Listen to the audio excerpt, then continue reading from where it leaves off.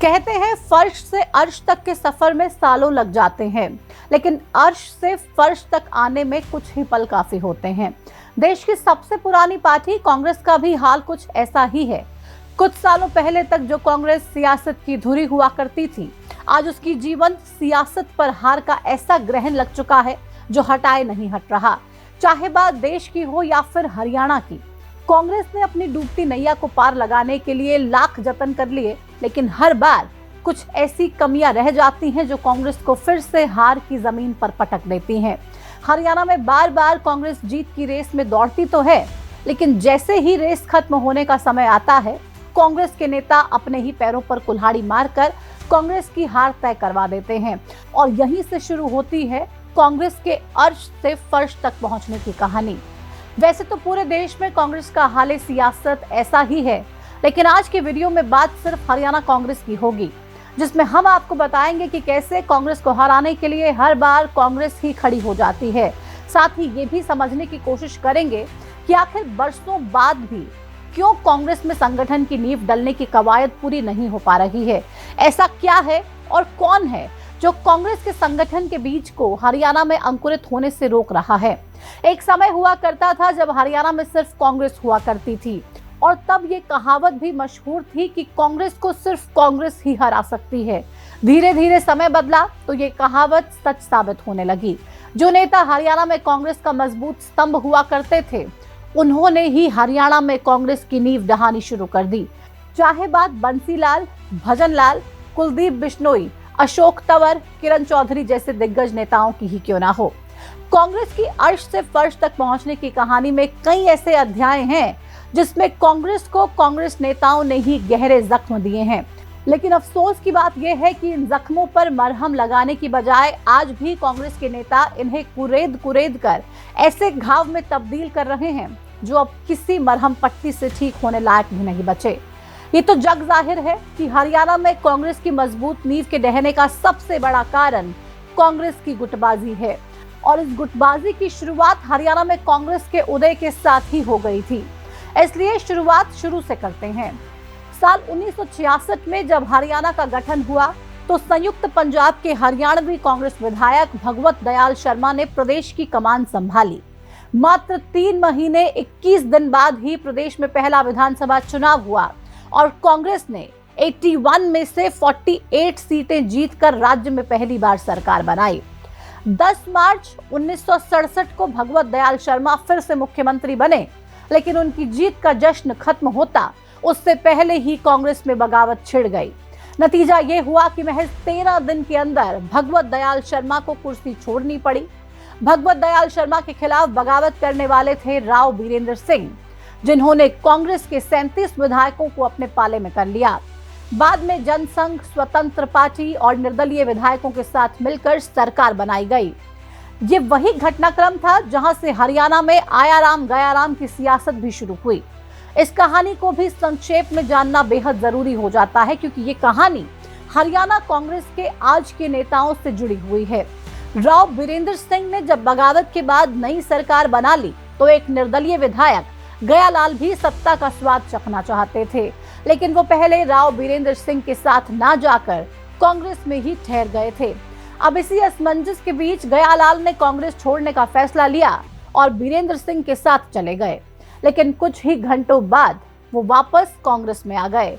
कुछ घंटे कांग्रेस में ठहरे और बाद में फिर से बीरेंद्र सिंह के साथ चले गए। 9 घंटे के अंदर ही उन्होंने 3 बार पाला बदल लिया। लिहाजा बाद में बीरेंद्र सिंह को प्रेस कॉन्फ्रेंस कर अंत में ये बताना पड़ा कि गया राम अब आया राम है। कहते हैं यहीं से हरियाणा की सियासत में आया राम गया राम फेमस हो गया। जानकारी के लिए बता दें कि इन्हीं गयालाल के बेटे हैं उदय भान, जो अभी हरियाणा कांग्रेस के प्रदेश अध्यक्ष हैं। खैर, अपनी कहानी पर वापस लौटते हैं। राव बीरेंद्र सिंह ने सरकार तो बना ली, लेकिन वो सरकार ज्यादा दिन तक टिक नहीं पाई। 1 साल तक राज्य में दल बदल का सिलसिला चलता रहा, जिसके बाद अंत में प्रदेश में राष्ट्रपति शासन लग गया। भले ही कांग्रेस की सरकार गिर गई हो, लेकिन राज्य में अभी कांग्रेस कमजोर नहीं हुई थी। 1968 में जब फिर से चुनाव हुए तो कांग्रेस ने 48 सीटें जीती, लेकिन इस बार भी कांग्रेस के सामने एक ही चुनौती थी, वो थी गुटबाजी। पार्टी के अंदर ही खींचतान शुरू हो गई थी, जिसके बाद कांग्रेस हाईकमान ने गुलजारी लाल नंदा और भगवत दयाल शर्मा को मसला हल करने के लिए कहा।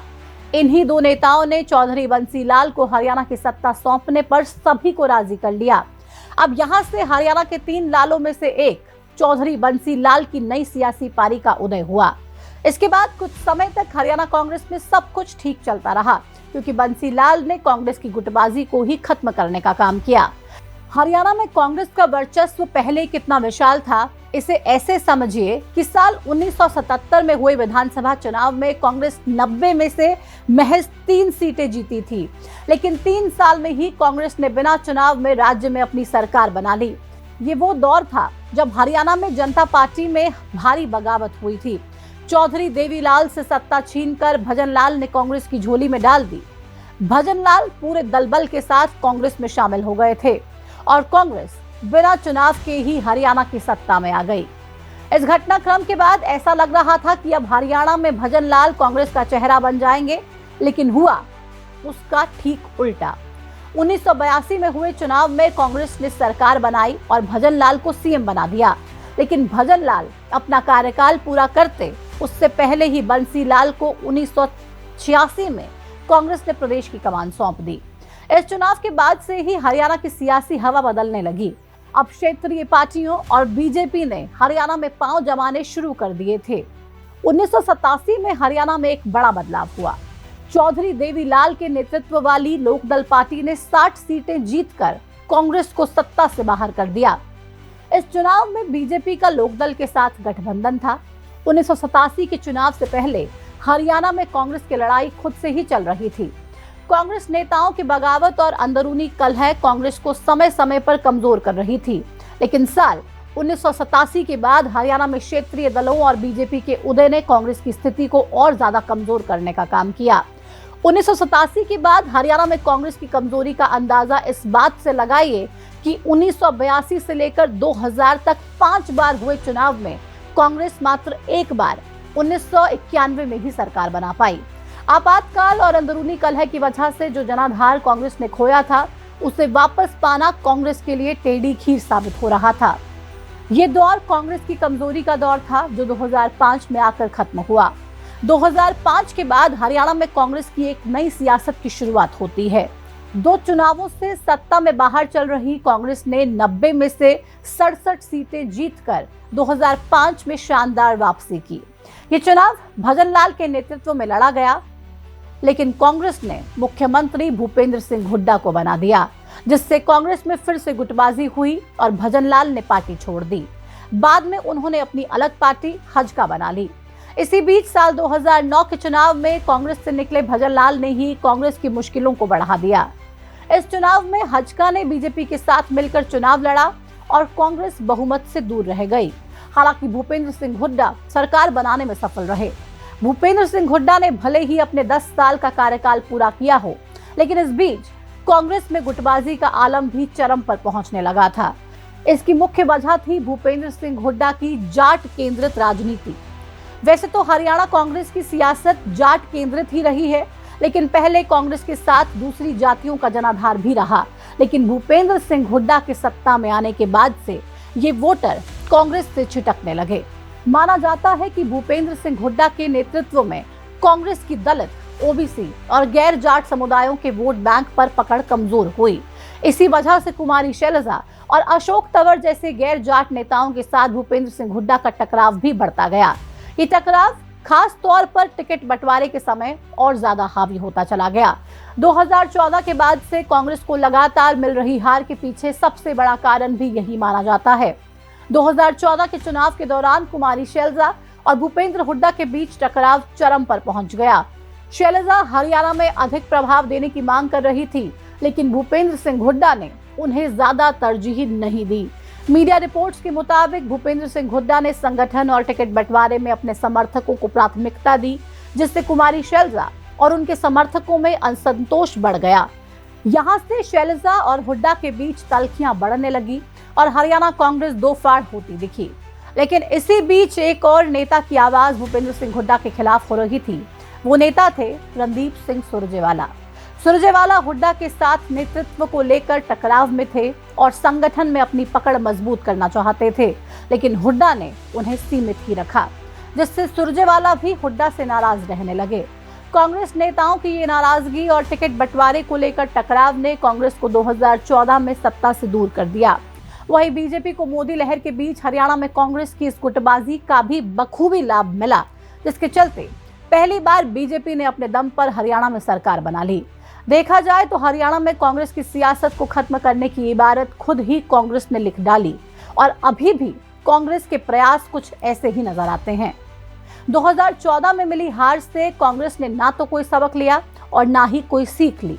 नतीजा ये रहा कि जिस गुटबाजी की वजह से कांग्रेस ने 2014 में सत्ता गंवाई, 2019 और 2024 के चुनाव में वही गुटबाजी कांग्रेस को सत्ता से दूर करती गई।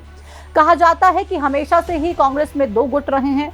कई सियासी पंडित तो ये भी कहते हैं कि ये कांग्रेस की रणनीति है जो जातीय समीकरण साधने के लिए तैयार की जाती है, लेकिन अक्सर देखा यह जाता है कि कांग्रेस की यही रणनीति गुटबाजी में तब्दील हो जाती है।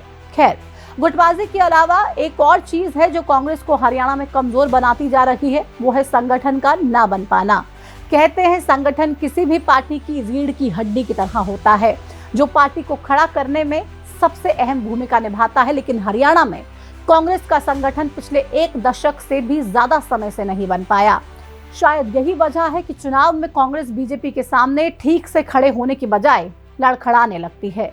कमजोर संगठन के कारण कांग्रेस जमीनी स्तर पर बीजेपी की बूथ स्तरीय रणनीति का मुकाबला नहीं कर सकती। 2024 के विधानसभा चुनाव में 37 सीटें जीतने के बावजूद संगठन की कमी ने कांग्रेस को बहुमत से दूर कर दिया। हालांकि ये बात अलग है कि संगठन बनाने के प्रयास कांग्रेस ने बहुत बार और बार हुए, लेकिन हर बार नाकाफी साबित हुए। साल 2014 में कांग्रेस की हार के बाद अशोक तंवर ने प्रदेश अध्यक्ष रहते हुए ब्लॉक और जिला स्तर पर संगठन के पुनर्जनन की कोशिश की, लेकिन ये सिर्फ कोशिश तक सीमित रह गई। इसके बाद 2019 में कुमारी शैलजा ने भी प्रदेश अध्यक्ष रहते हुए कुछ ऐसी ही कोशिशें की, लेकिन वो भी संगठन को पूर्ण रूप से नहीं बना पाई। मीडिया रिपोर्ट्स के मुताबिक इन दोनों नेताओं की कोशिशें इसलिए सिरे नहीं चढ़ पाई क्योंकि भूपेंद्र सिंह हुड्डा का प्रभाव पार्टी में अधिक हो रहा था, जो कई बार इन नेताओं के काम में दखलंदाजी का कारण भी बना। बहरहाल 2024 के विधानसभा चुनाव से पहले भी कांग्रेस ने संगठन बनाने की कोशिश की, लेकिन जब संगठन को लेकर पार्टी के नेता ग्राउंड पर पहुंचने लगे तो कई जगह पर कांग्रेस कार्यकर्ताओं ने ही उनका विरोध करना शुरू कर दिया, जिसके चलते अब तक कांग्रेस का संगठन नहीं बन पाया। ये सब कुछ कांग्रेस की गुटबाजी का ही परिणाम है और इसी गुटबाजी का सबसे बड़ा उदाहरण है हरियाणा में अब तक भी कांग्रेस का नेता विपक्ष ना दिया जाना। ऐसे में सवाल उठ रहे हैं कि क्या कांग्रेस के लिए अपना एक नेता चुनना भी मुश्किल हो रहा है, या पार्टी के अंदर गुटबाजी का समंदर इतना गहरा हो चुका है कि अब आलाकमान के लिए नेता विपक्ष चुनना घास के गड्ढे में सुई ढूंढना जैसे हो गया है। जो भी हो, लेकिन इतना जरूर है कि कांग्रेस की लड़ाई खुद से ही है और कहते हैं जब लड़ाई खुद से ही हो तो समाधान भी खुद से ही निकालना बेहतर होता है। आत्मचिंतन और अपनों के साथ मंथन करके ही एक नई शुरुआत की जा सकती है, वरना अर्श से फर्श पर गिरने के बाद इतिहास बनने में ज्यादा समय नहीं लगता। आज की वीडियो में फिलहाल इतना ही। मिलेंगे एक और वीडियो के साथ। मुझे दीजिए इजाजत। नमस्कार।